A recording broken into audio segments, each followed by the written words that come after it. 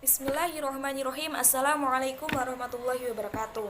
Perkenalkan, nama saya Afifah Rizminanti dan rekan saya Mbak Ulul Asmi dan Yaya Syarifuddin Asyadat. Kami dari kelas PAII kelompok 9 akan mempresentasikan hasil dari diskusi kelompok kami mengenai tokoh Islam Indonesia, meliputi Syekh Muhammad Arsyad Al-Banjari, Kiai Haji Hasyim Asy'ari dan Kiai Haji Ahmad Dahlan. Pertama, saya akan menjelaskan dulu tentang biografi dari Syekh Muhammad Al-Banjari. Syekh Muhammad Al-Banjari atau kerap disapa dengan Datuk Kalampayan dilahirkan di desa Lok Gabang pada hari Kamis 15 Safar 1122 Hijriah atau bertepatan dengan 19 Maret 1710 Masehi. Beliau lahir dari pasangan Abdullah dan Aminah. Beliau memiliki nama kecil yaitu Muhammad Ja'far. Beliau mendapatkan pendidikan dari ayahnya. Ketika berumur 7 tahun, sudah terlihat kepandaiannya dan mengundang keperhatian dari banyak orang lain, tidak terkecuali yaitu Sultan Tahlilillah yang memimpin saat itu. Kemampuannya yang sangat tinggi ini membuat Sultan Tahlilillah memohon kepada orang tuanya untuk membawa Al-Banjari ke istana agar mendapatkan pendidikan bersama dengan anak-anak Sultan. Setelah dewasa, Syekh Muhammad Al-Banjari dinikahkan dengan perempuan dari istana yaitu bernama Bajut. Pada saat istrinya hamil, yaitu sekitar Syekh Muhammad Al-Banjari berumur 30, beliau diberangkatkan ke Mekah untuk melaksanakan ibadah haji sekaligus untuk menuntut ilmu. Di Mekah beliau menuntut ilmu selama 30 tahun bersama sahabat-sahabatnya. Setelah merasa cukup untuk belajar dari Mekah, beliau ingin melanjutkan perjalanannya ke Mesir. Sebelum berpindah ke Mesir untuk menuntut ilmu, beliau singgah ke Madinah di rumah Syekh Muhammad bin Abd Al-Karim As-Saman yang merupakan seorang ahli ulama di bidang tasawuf. Pada saat yang bersamaan ketika beliau berada di Madinah, datanglah seorang ulama terkenal yaitu Syekh Muhammad Sulaiman Al-Qurdi. Beliau belajar kepada Syekh Muhammad Al-Qurdi. Setelah kurang lebih 5 tahun belajar kepada beliau mohon pamit undur diri untuk pindah atau melanjutkan perjalanan menuntut ilmu ke Mesir. Namun hal itu dicegah oleh Muhammad Al-Qurdi karena merasa bahwa ilmu yang dimiliki oleh Syekh Muhammad Al-Banjari dan teman-temannya dirasa sudah cukup dan beliau bisa dikembangkan kembali ke tanah air. Akhirnya beliau kembali ke tanah air, mematuhi dari anjuran Al-Qurdi pulang ke tanah air pada tahun 1186 Hijriah atau 1772 Masehi. Akhirnya beliau wafat pada tanggal 6 Syawal 1227 Hijriah pada usia 105 tahun dan dimakamkan di desa Kalampayan tidak jauh dari makam kedua orang tuanya. Adapun peran dari Syekh Muhammad Arsyad Al-Qurdi ini adalah sekembalinya beliau dari Mekah setelah menuntut ilmu, beliau melakukan kegiatan dakwah di dalam kawasan disebut dengan dalam pagar. Bukan hanya itu, kontribusi beliau juga dalam persebaran Islam yaitu sebagai pelopor hukum Islam serta menyatukan orang Kalimantan menggunakan mazhab Syafi'i.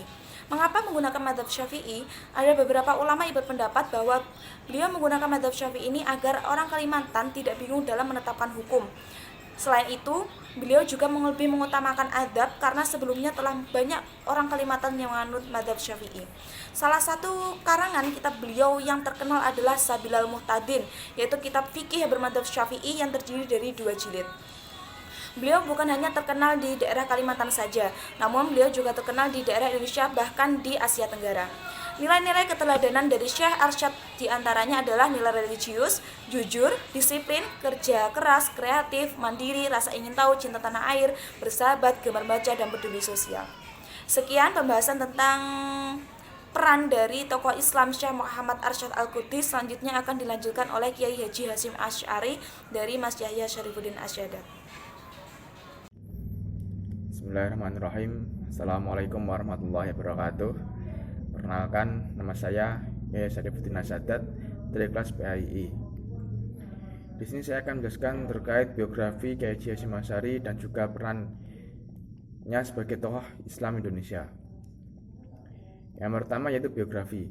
Pada masa kecil beliau memiliki nama Muhammad Hasyim. Nama tersebut pemberian dari orang tuanya.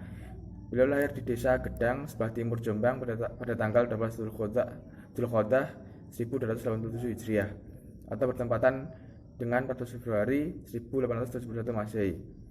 Asy'ari merupakan nama ayahnya yang berasal dari Demak dan juga pendiri pesantren Keras di Jombang.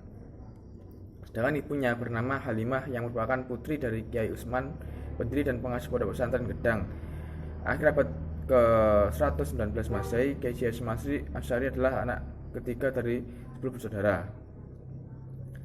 Pada tahun 1892, beliau dinikahkan dengan putri Kiai Yakub, yaitu Khadijah. Berselang beberapa bulan, beliau bersama istri dan mertuanya berangkat menunaikan haji dan menetap di Mekah. Belum sampai 1 tahun di Mekah, istri beliau dikaruniai seorang putra dan diberi nama Abdullah. Dan tak lama setelah melahirkan, istri beliau meninggal dunia. Dan kemudian disusul putranya yang baru berusia 40 hari. Yang kedua yaitu peran sebagai tokoh Islam Indonesia.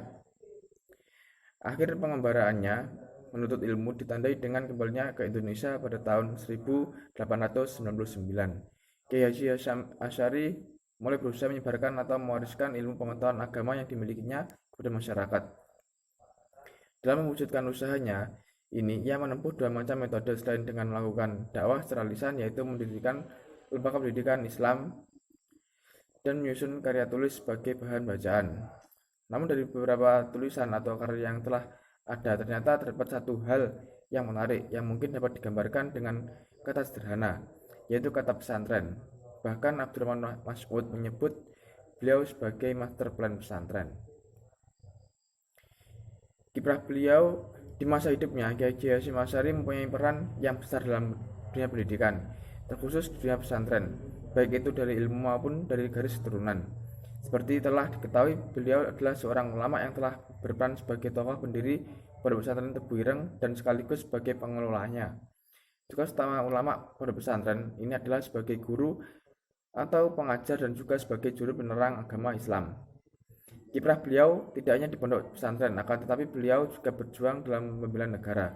Bahkan menjelang hari-hari akhir hidupnya, Bung Tomo dan Panglima Besar Jenderal Sudirman telah berkunjung ke Tebu Ireng, meminta nasihat beliau perihal perjuangan mengusir penjajah. Bukan hanya itu, beliau Kiai Hasyim Asy'ari juga turut menjadi salah satu dari 3 tokoh, yaitu Abdul Wahab Hasbullah dan Bisri Syamsuri, sebagai pendiri Nahdlatul Ulama pada tahun 1926. Pendirian organisasi ini sendiri merupakan satu bentuk pernyataan tegas kebangkitan ulama yang juga turut berperan besar dalam kemerdekaan bangsa Indonesia. Sekian yang dapat saya sampaikan, kurang lebihnya mohon maaf. Akhiran, assalamualaikum warahmatullahi wabarakatuh. Bismillahirrahmanirrahim. Saya Ulul Asmi akan melanjutkan presentasi dari teman saya, yaitu di sini saya akan membahas mengenai tokoh Islam di Indonesia, yaitu Kiai Haji Ahmad Dahlan. Adapun biografi Kiai Haji Ahmad Dahlan ini, beliau bernama asli Muhammad Darwis yang lahir pada tanggal 1 Agustus 1868 Masehi di Kampung Kauman, Yogyakarta. Namanya diganti setelah beliau kembali dari Mekah dengan nama Kiai Haji Ahmad Dahlan. Ayahnya bernama Kiai Haji Abu Bakar, seorang imam dan khatib di Masjid Besar Kauman, Yogyakarta, dan pernah diutus oleh Sri Sultan Hamengkubuwono ke-7 ke Mekah untuk menghajikan almarhum Sri Sultan Hamengkubuwono ke-6. Ibunya bernama Siti Aminah, putri Kiai Haji Ibrahim bin Kiai Hasan yang pernah menjabat sebagai penghulu di Keraton Yogyakarta. Itu adalah biografi singkat dari beliau. Adapun Kiai Haji Ahmad Dahlan mendapat pendidikan pertama itu diperoleh dari ayahnya sendiri, yaitu sebagai seorang kiai. Menjelang dewasa, ia mempelajari dan mendalami ilmu-ilmu agama kepada beberapa ulama besar waktu itu. Di antaranya ilmu fikih kepada Kiai Haji Muhammad Saleh dan ilmu nahwu kepada Kiai Haji Muhsin. Dan ia juga pernah belajar di Mekah 2 kali, yang pertama selama 8 bulan di tahun 1990 dan yang kedua selama 1,5 tahun dimulai tahun 1903. Di sana belajar ilmu qiraat Al-Quran, ilmu fikih kepada Kiai Mahfudz Darmas, ilmu hadis, ilmu falak.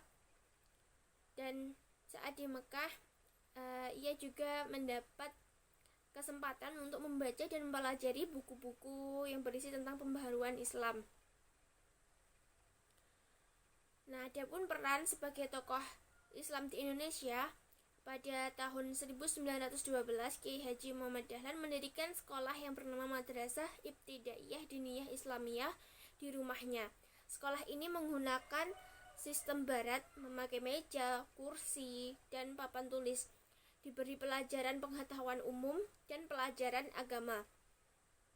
Dia mengadakan modernisasi dalam bidang pendidikan Islam dan sistem pondok yang melulu diajar pelajaran agama Islam dan diajar secara langsung, secara perseorangan menjadi secara kelas, dan ditambah dengan pelajaran pengetahuan umum.